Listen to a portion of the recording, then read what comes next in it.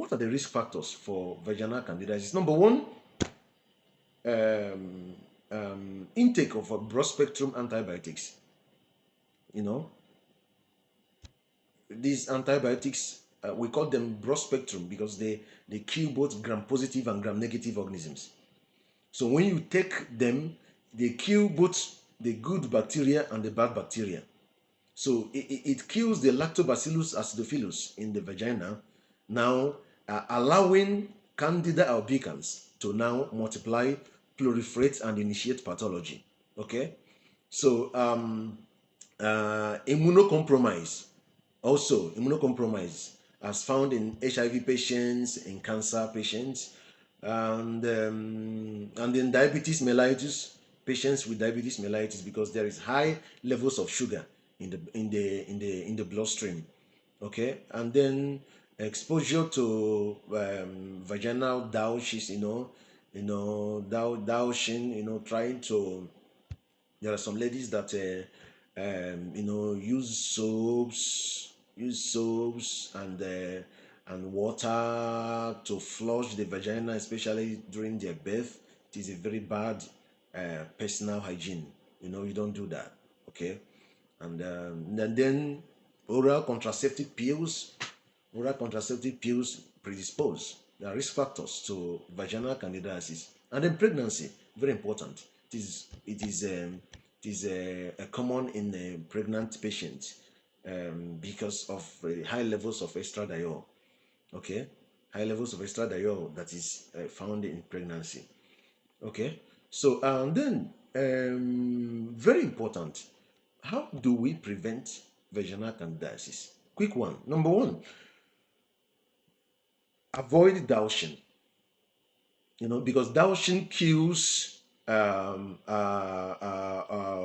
lactobacillus acidophilus in the vagina, which allows Candida albicans to multiply.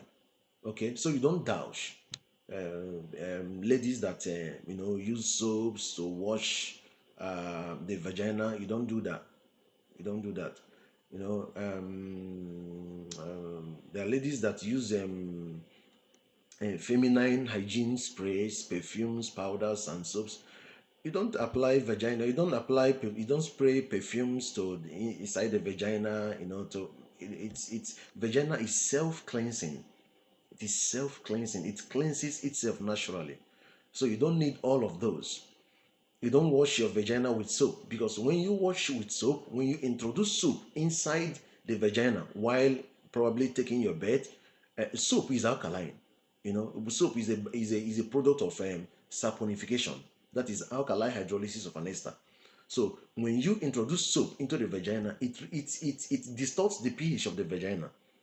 Okay, it distorts the pH of the vagina, giving Candida albicans grounds, to proliferate. Change your wet clothing. Don't allow that area to be wet all the time. If it is wet, you change it. As soon as you can. All right. Now, also keeping your blood sugar levels in check. As we discussed, diabetes mellitus is a risk factor. Then, most importantly, keep your genital area very dry and clean. Keep it dry and clean. Wear cotton panties, wear cotton underwears, and loose fitting clothes.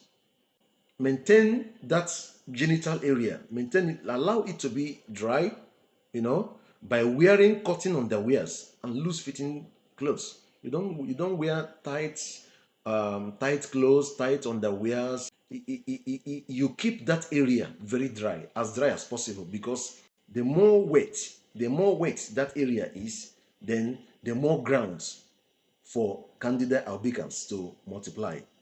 All right, so you don't where so many ladies wear nylon panties. Some ladies wear nylon panties. They now wear tights. After wearing their tights, they now wear their jean trousers. What the hell is wrong with you?